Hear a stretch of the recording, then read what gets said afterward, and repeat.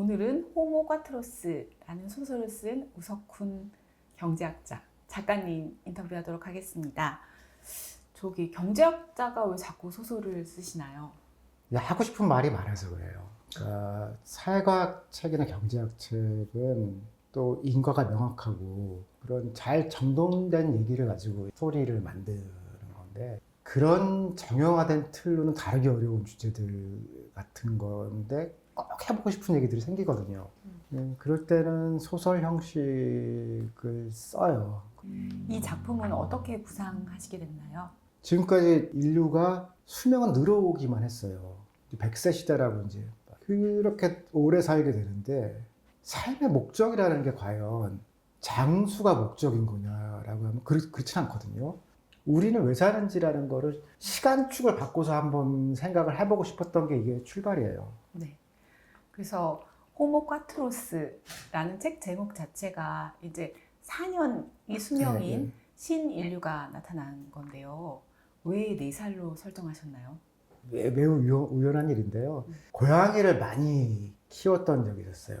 봄에 태어난 고양이들이 가을이면 엄마가 돼 있어요.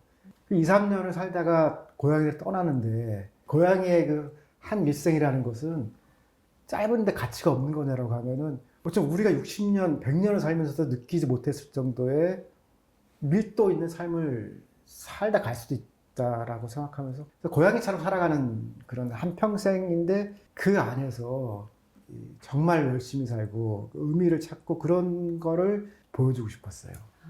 그래서 책 내용을 보면 바이러스가 출몰해서 호모 사피엔스가 멸종되고, 그리고 신인류 태어나는 게 호모 꽈트로스인데 그 시기가 2045년이에요. 2045년 얼마 안 남았는데 이거 너무 절망적인 거 아닌가? 첫 변종이 나오는 시기를 그렇게 잡은 거고, 근데 뭐 가능할 수 있다는 생각이 들어요. 어떤 팬데믹이 올지도 모르고. 근데 이 쓰는 입장에서 그래요. 너무 뒤로 보내면은 사실 또 긴박감이 없어요. 그래서 적당한 금밀인데, 그래서 그런 사례를 보니까 공각기동대도 이미 이 지난 시기에 얘기로 다 돼 있고, 그래서 뭐 그거 자체가 문제가 되지는 않는 것 같더라고요.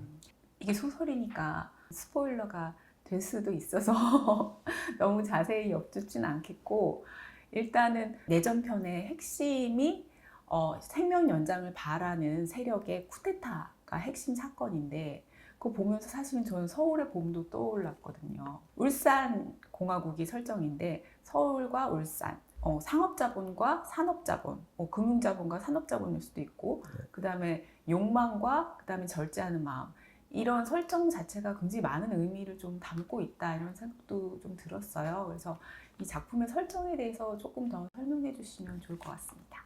오늘 이제 호모사피엔스가 사라지고 호모카트로스가 이제 그걸 이제 개또라고 불렸거든요. 근데 동시에 등장한 뭐 프랑스, 독일, 미국 등 있었는데, 여기는 이 마지막 순간에 인간들이 이제 공격을 해요. 적대감을 느껴서 결국은 다 죽고 마지막까지 버텨서 살아남은 데가 이제 울산에만 있다라는 설정입니다. 근데 어쨌든 우리 키와 먹는 것도 비슷하고 열량도 비슷한 그런 하나의 문명으로서, 근데 완전히 이제 처음부터 출발하는 게 아니고 호모 사피엔스가 만들어 놓은 것들을 일정하게 이제 계승한다고 치면은, 그게 가능할 수 있는 도시는 한국에서 울산이 가장 적합해요. 서울은 이미 이제 공장이 없고 뭔가 생산을 해야 사실은 돌아가거든요.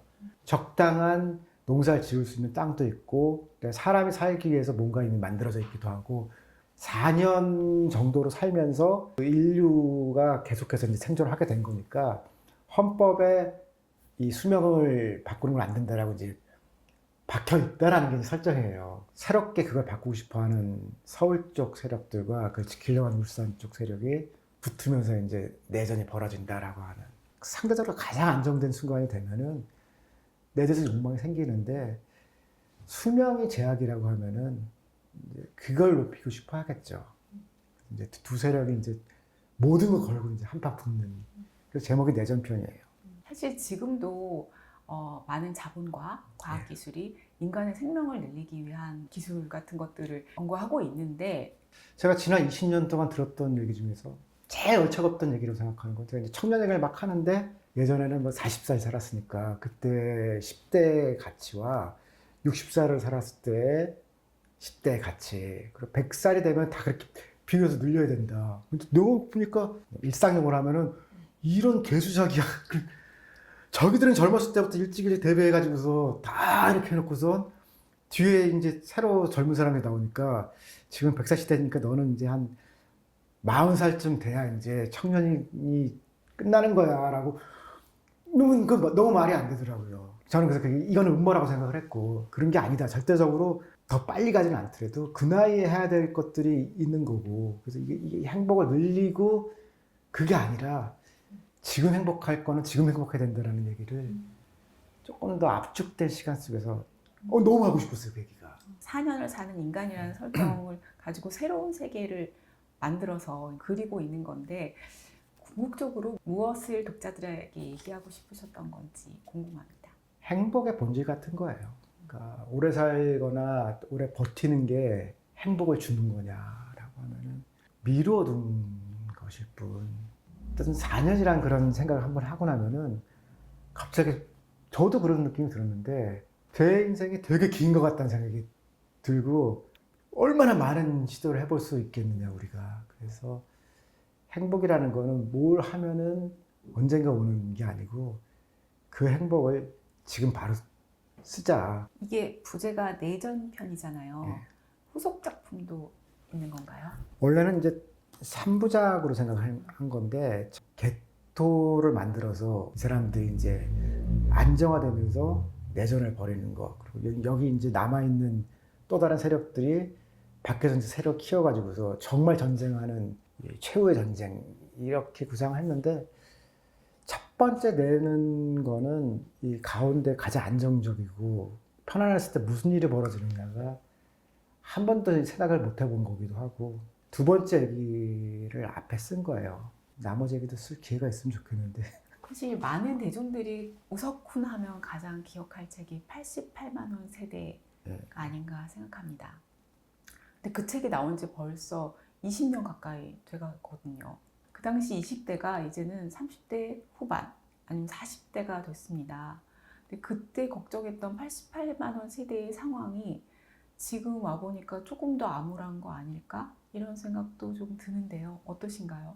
그때 20대가 지금 이제 30대 후반 뭐 그렇게 됐는데 그 뒤에 이제 등장했던 세대들도 이제 출산율이 많이 떨어졌고 그래서 이거는 앞으로 계기가 없으면은 반전할 만한 게 없이 그렇게 됐어요. 그래서 이제 저출산 시대가 상당히 구조화됐다라고 생각하고 또 한 가지는 젠더 갈등이 그 시절은 없었는데 20대 남성의 좀 부드럽게 얘기하면 보수화라고 할지 이제 유럽식 표현을 하면 이제 극우화라고 할지 이제 선거에서 드러난 건 한국이 제일 먼저예요. 한국에서만 그런 게 아니라 지금 유럽도 미국도 어쨌든 20대 편은 남녀 사이에 20% 이상 지금 바뀌는 일이 벌어지면서 이건 젠더 갈등으로 볼 거냐 혹은 또 다른 극우파의 새로운 모습이라고 봐야 될 거냐 해석은 아직 막 이제 보이기 시작한 거니까 68 혁명 이후에 남녀 표 차이가 그렇게까지 안 드러나고 이거는 진보나 보수 다 마찬가지였는데 첨예화된 이거는 예상도 별로 못했던 건데 현상으로 드러난 거예요. 어쩌면 우리가 그거를 선진적으로서 먼저 겪은 거일 수도 있는 것 같다라고 이제 보고 20대라고 하면은 이제 젠더 갈등이라고 할지 젠더 차이라고 할지 그거는 저도 모르겠어요. 그렇지만 그게 상수처럼 놓고 봐야 되는 것 같아요. 그거는 고치라고 될 문제도 아니고 생각보다 어려운 질문이구나라고 그렇게 느껴집니다. 경제적으로 보면 큰 문제는 소득 격차의 문제일 텐데 빈부 격차. 근데 이게 갈수록 더 커지고 있고 근데 이거를 조금 완화시킬 수 있는 건 정치나 정책의 역할일 텐데 사실 한국뿐만 아니라 전 세계적으로 지금 민주주의가 작동하지 않고 있다 이런 우려가 좀 나오고 있거든요. 발명을 만들었던 사람들이 매우 이상적인 시대를 만들었어요. 근데 그들의 이상이 현실에 맞지 않는 뭐 이론적으로 하면 이제 포스트 모던을 얘기한 때부터 다른 것들을 얘기하기 시작한 건데 그 이상으로부터 벗어났다고 해가지고서 이제 민주주의로부터 벗어난 거냐라고 하면은 그건 아닌 것 같고 계몽이 불가능한 시대를 우리가 맞게 된 거거든요. 21세기의 한국 역사도 사실은 계몽이 무너진 시기예요. 이제 선생님도 없고 원로도 없고 질서가 없는 거냐라고 하면은 수많은 분산된 질서들이 있는 거고, 그거는 다른 방식의 민주주의라고 할 수 있겠죠.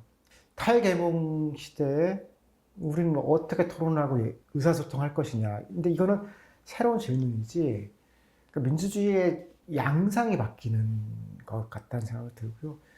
유럽만 놓고 보면 이제 극우파가 득세하는 것 같아 보이는데, 또 같은 시간에 중남미를 보면은 또 좌파 블록이 새롭게 이제 프로그램들을 만들어 나가고, 그러니까 전 세계가 동일한 시간에서 움직이지 않는다라고 볼 때, 내가 원하지 않는 사람들이 자꾸 힘을 쓰는 거니까 민주주의가 망한, 그때 그건 좀 아닌 것 같고, 선거 때만 싸웠지 또 선거가 안 때는 또 같이 일상을 겪고 뭐 논쟁도 하고 토론도 하고 그러면서 또 뭐 형님 동생 그러고 그랬는데, 어느 순간부터인가 이 한국도 정치 양극화가 심해져서 유튜브나 그런 이제 분산화된 언론 매체들 역할도 좀 있는 것 같아요. 일상에서 같이 볼 일들이 사실은 별로 없어지는 그 현상이 우리나라에서 생긴 것 같거든요. 그러니까 공론장이라고 표현을 하면은, 공론장이라는 거는 생각이 다른 사람들이나 입장이 다른 사람들도 다 거기에 모여서 어쨌든 떠들어야 얘기가 되는 건데, 이건 아직 답은 없는 것 같은데, 그러니까 계몽은 없더라도 그래도 공론장의 역할을 하거나 그걸 가름할 수 있는 것들은 계속해서 만들어져야 되는데, 지금의 유튜브는 공론장이라기보다는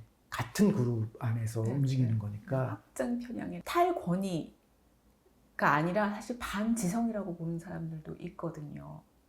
역사가 다시 돌아가서 계몽의 시대가 다시 올 것 같지는 않아요. 희망하는 사람도 있을 텐데 그렇게 가기는 어려울 것 같고, 그 남은 거는 이제 토론과 합의의 가치를 어떻게 구현할 것이냐. 지성인들이 세상을 끌고 가던 시기가 사실은 끝난 거예요. 그래서 한국은 어떻게 보면은 그 계몽의 시대가 생각보다 일찍 끝나고, 지금은 이를테면 뭐 아이를 키우는데 어떤 선생님이 조언을 해주시면 TV에서 거기가 이제 전문가로서 더 권한이 강하고, 뭐 반려동물에 대해서도 그런 거고, 이미 우리는 그 세계로 와 있어요. 근데 종합적인 어떤 지식인이 이 판단이 맞다라고, 그건 어려울 것 같아요. 생태 경제학자시잖아요. 그래서 이 책 쓰시면서도 기후 위기에 대한 걱정 이런 걸 많이 말씀하셨는데, 사실 기후 위기 상황은 점점 심각해지는데 그에 비해 대응책 마련은 정말 너무 더디기만 한 그런 상황입니다. 게다가 우리나라 대통령은 그 산육의 꿈을 이야기하면서 포항에서 유전 개발을 하겠다라고 이렇게 해서 많은 분들이 걱정을 좀 하고 있는데 어떻게 보시나요? 거기는 나올 일은 없다고 봐요. 그냥 하고 싶은 얘기 하는 건데, 기후변화 대응이라는 그 큰 흐름 보면은 미국, 한국이 잘하는 나라는 아니에요. 윤석열 대통령 같은 경우는 할 마음은 없는 것 같아요. 할 마음은 없는데, 이제 그럼에도 불구하고 대통령 당선된 거잖아요. 현장에서 보면 태양광이나 이런데 은행에서 대출 받거나 이런 거를 매우 어렵게 해서 망한 분들도 많고, 그렇지만 전 세계에 형성되어 있는 이런 대세를 짧은 정권 하나가 그렇게 너무 많이 바꿀 수는 없고, 움직이는 건 대체적으로 마찬가지일 거예요. 그리고 이제 이런 기후 문제를 자기 문제로 생각하는 유권자들이 점점 늘어나면서 변화가 될 것 같다. 사실 지금 당장 보면 이러다 정말 인류가 망하는 거 아니야? 이런 걱정도 좀 되기도 하거든요. 그래서 지금 현재 직면하고 있는 위기 중에 우리가 좀 1차적으로 관심을 가져야 할 위기는 무엇이라고 보시는지요? 이제 인류의 위기는 보통 이제 세 가지를 얘기해요. 빈곤 문제, 그 다음에 기후 문제, 그리고 우리가 이제 막 지냈던 팬데믹 문제. 그러니까 다른 거는 과학기술이 발달하고 그러면서 이제 좀 줄일 수 있는데 계속해서 심해질 것 하면 이 세 가지를 얘기하고, 한국 같은 경우는 지금 이제 저출생 문제가 일본도 난리지만 우리는 그 절반밖에 안 되거든요. 한국 고유의 문제를 하면은 이제 저출생 문제가 우리 고유의 문제고, 제일 심각한데 풀기 가장 어려운 거고, 그다음에 남북 문제도 관리가 필요한 주제라고 생각해요. 감정을 빼고 얘기하면은 리스크 관리 같은 거예요.